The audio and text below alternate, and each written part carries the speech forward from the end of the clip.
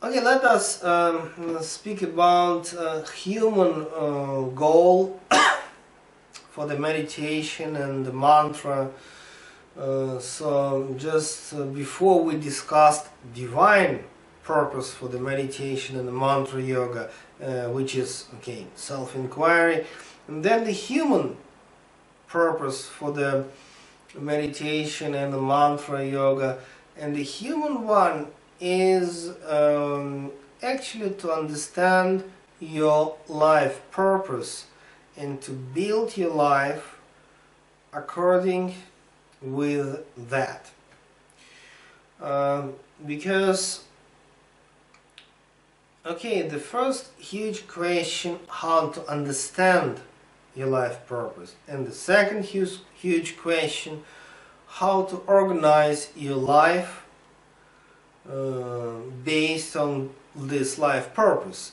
I mean, the very simple Western style explanation is, first you have to understand what you really like, what is really interesting, and then make it as a hobby. And the next step, make business out of this hobby. If you can make money out of that hobby become your main full-time job, and you are happy because you're doing what is interesting and you may supply your family financially. And what we see, that sometimes people can be extremely rich and very unhappy.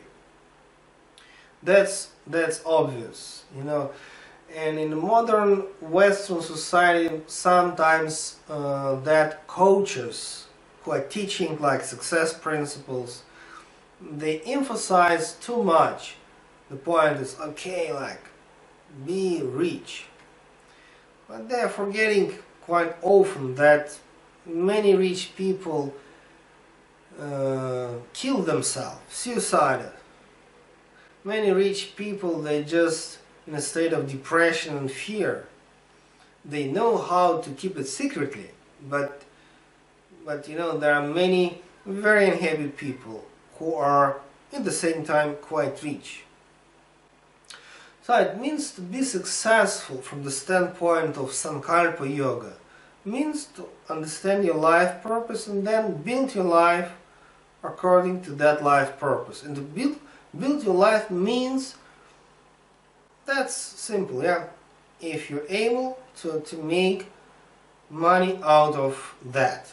Normally, what's happened normally, that if you have your life purpose, it's not changing from one year to the next year. Normally it's like, it can be something one, it can be something 2 or 3 or 4. Sometimes we easily see that some great people in science, in art, in whatever, for example, Leonardo da Vinci. He was artist, he was engineer, he was sculptor, he was scientist, he was poet. It's like so many life purposes for him. And if you take like Leo Tolstoy, also he was writer, he was teacher in a sense, he was transforming educational system, and at the same time he was religious philosopher. And you can take Albert Einstein. He was a scientist, but at the same time he was freedom fighter, and he was really transforming our culture, not only scientifically, but he was politician in a sense. So it means when we speak about life purpose, it doesn't mean that this is only one point there. It can be 2, 3 things to fulfill. And normally that something is like you're doing it all your life normally, but sometimes I agree with you that some period of time your life purpose can be this, and let us say in 10 years it can be something different. That sometimes happens. I may give you as example Leo Tolstoy, greatest Russian writer. In the very beginning he was just a writer. You know, this War and Peace, then Anna Karenina, his two most famous and brilliant novels. But later on, you know, he decided that he must transform education in Russia, and by the way in Europe also. Education. And he really spent time to change educational system. And it was the second part of his life.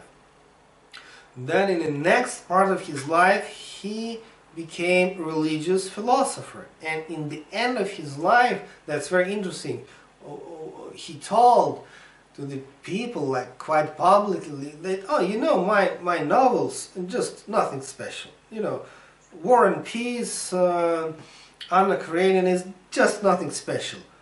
That's only the reason why I like it, because it may attract your attention to my personality, but what is most important? My religious philosophy.